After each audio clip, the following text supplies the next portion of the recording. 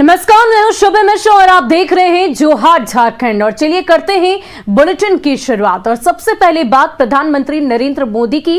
दरअसल प्रधानमंत्री नरेंद्र मोदी के काफिले को पंजाब में रोके जाने को लेकर देश भर में बीजेपी कार्यकर्ताओं में आक्रोश है।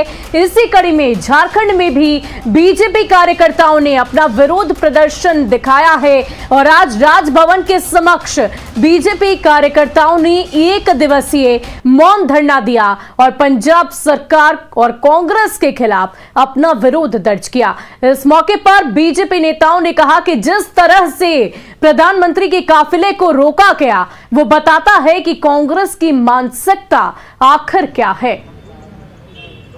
तो ये तस्वीरें आप देखिए किस प्रकार पीएम की सुरक्षा में चूक की ये तस्वीर जो सामने आई थी। उसके बाद रांची में राजभवन के सामने बीजेपी कार्यकर्ताओं का विरोध प्रदर्शन दिख रहा है। सभी मौन हैं और आक्रोश इस बात को लेकर है कि आखिर किस तरह की मानसिकता कांग्रेस की है।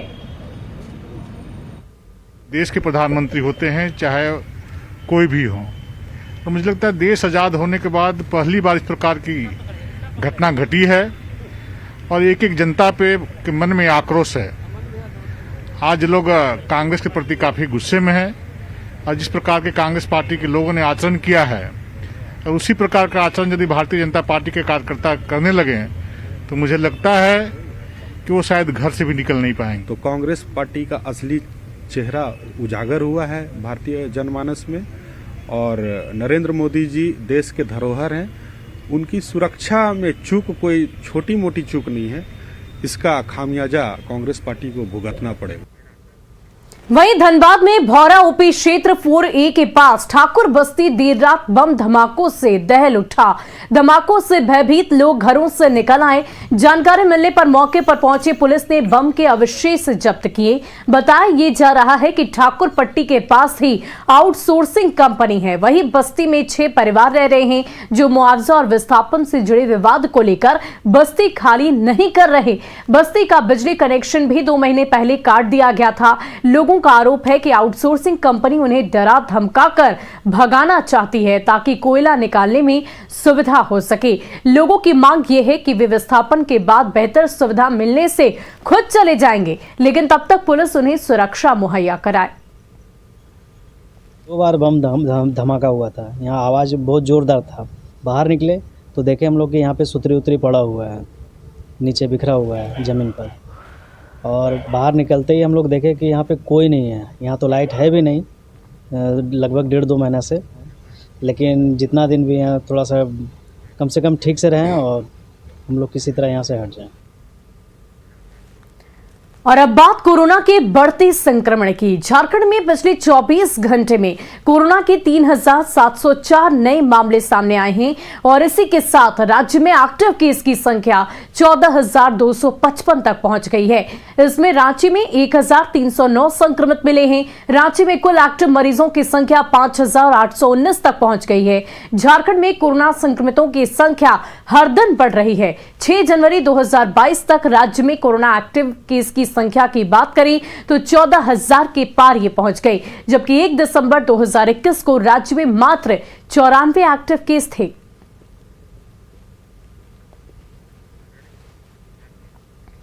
और कोरोना संक्रमण की रफ्तार हर किसी को डरा रही है। राजधानी रांची में हाल के दिनों में लगातार 1000 से ऊपर कोरोना संक्रमितों के मामले सामने आ रहे हैं, जो ये बताने के लिए काफी है कि स्थिति काफी ज्यादा भयावह है। कोरोना संक्रमण पर अधिक जानकारी दे रहे हैं न्यूज़ 18 संवाददाता ओम प्रकाश।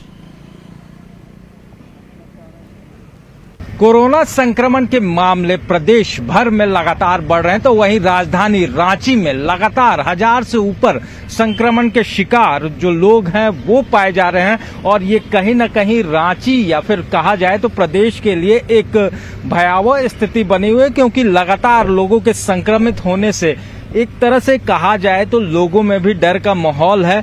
बावजूद अभी भी कई ऐसे लोग हैं जो मास्क का इस्तेमाल नहीं कर रहे हैं या फिर सोशल डिस्टेंसिंग का अनुपालन भी नहीं कर रहे हैं। देख रहे हैं कहीं कहीं शहर में लापरवाही आपको भी दिखाई देती होगी। क्या कहना चाहिएगा इस विषय पर?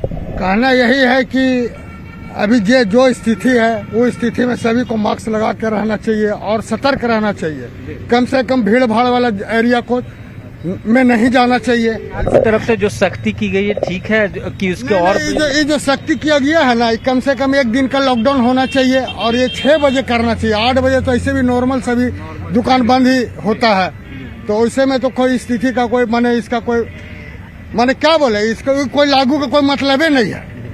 तो जाहिर तौर पर जो स्थिति है आप किस रूप में देख रहे हैं, क्योंकि लगातार संक्रमण जो है वो बढ़ता जा रहा है, लोग लापरवाह तो है। लोग तो लापरवाह है ही है। देखिए जैसे अभी देखिए लोग पूरा मतलब बिना मास्क में ही घूम रहे हैं। सरकार का इतना दिशा निर्देश है, प्रशासन के तरफ से भी इतना मतलब है कि पालन हो रहा है, आदेश हो रहा है, तो भी पब्लिक नहीं मान रहा है। तो सरकार तो जागरूकता अभियान चला ही रही है। लॉकडाउन करना कोई समस्या का समाधान नहीं, उसी में जीना भी है। 50 में कम से कम देखिए 10 मास्क लगी हुई है, बाकी मतलब 40 मास्क नहीं लगी हुई है, तो उसमें जागरूकता भी होना चाहिए और मास्क सबको पहनना जरूरी है और थोड़ा भीड़ भाड़ से कंट्रोल होना चाहिए। और थोड़ा सा गवर्नमेंट को भी जैसा भी जागरूकता कर दी गवर्नमेंट, तो पब्लिक को और गवर्नमेंट को दोनों को एक दूसरे साथ देना चाहिए। लोगों में जागरूकता तो है लेकिन उसका इम्प्लीमेंटेशन क्यों नहीं हो पा रहा है, उसकी मॉनिटरिंग करनी जरूरत है और इसे लेकर प्रशासन को भी और भी सख्त होना होगा। तो देखना होगा प्रशासन की सख्ती कब तक नजर आती है, इसका हमें भी इंतजार है। कैमरामैन अमित के साथ ओम प्रकाश, न्यूज 18 रांची। वहीं झारखंड में कोरोना संक्रमण को लेकर सरकार की तैयारी पर सत्ताधारी दल के अंदर से सवाल उठने लगे हैं। कांग्रेस के प्रदेश कार्यकारी अध्यक्ष और विधायक बंधु तिर्की ने इस बाबत मुख्यमंत्री हेमंत सोरेन को पत्र लिखा। पत्र में बंधु तिर्की ने कहा कि राज्य में प्राथमिक स्वास्थ्य केंद्र और सामुदायिक स्वास्थ्य केंद्र को बेहतर बनाने की जरूरत है। उन्होंने कहा कि इटकी सेनेटोरियम में अब तक 300 बेड का डेडिकेटेड अस्पताल तक नहीं होना चिंता का विषय है, जबकि मुख्यमंत्री ने खुद 3 माह के अंदर इसे पूर्ण करने का आदेश दिया था। तीसरी लहर आने की संभावना, ये तो सभी लोगों को शंका थी, आशंका बनी हुई थी। आपका समय भी काफी मिला। इटकी में 300 बेड को पूरा ऑक्सीजन युक्त सारे चीजों से उसको लैस किया जाएगा की बात भी आई थी, अभी तक नहीं होना, ये चिंता का विषय है। मेरा सरकार को पत्र के द्वारा ये भी मैंने आग्रह किया और अभी भी मैं आग्रह करूंगा प्रशासन, जिला प्रशासन से भी कि अविलंब उसको संज्ञान में ले और वहां समुचित व्यवस्था किया जाए। वहीं कोरोना के बढ़ते संक्रमण के बाद लगता है रांची पुलिस को अस्पतालों से अधिक खुद के क्वारंटीन सेंटर पर अधिक भरोसा है और इसी की वजह है कि रांची में कूटे इलाके के विस्थापित कॉलोनी में पुलिस का क्वारंटीन सेंटर फिर से एक्टिव हो गया है।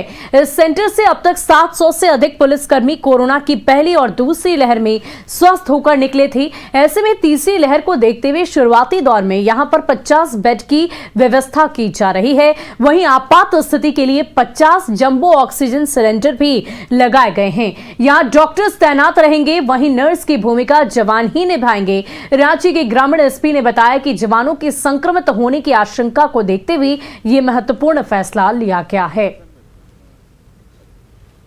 हमारे पुलिस पदाधिकारी, पुलिसकर्मी सेवा के क्रम में, ड्यूटी के क्रम में अगर अपने आप को अनिजी महसूस करते हो, सर्दी खांसी बुखार का एहसास उनको अगर हो रहा हो, तो उनको आइसोलेट करके इमीडिएट हम लोग अपना कूटे जो जगह है, हम लोग पहले से ही आइसोलेशन सेंटर बना हुआ है, वहां पर 50 बेड का व्यवस्था हम लोगों ने कर रखा है, जहां पर्याप्त मात्रा में दवाएं हैं, ऑक्सीजन सिलेंडर है, हमारे लोग हैं, डॉक्टर हैं, कंपाउंडर दिया हुआ है। वहीं कोरोना की तीसरी लहर से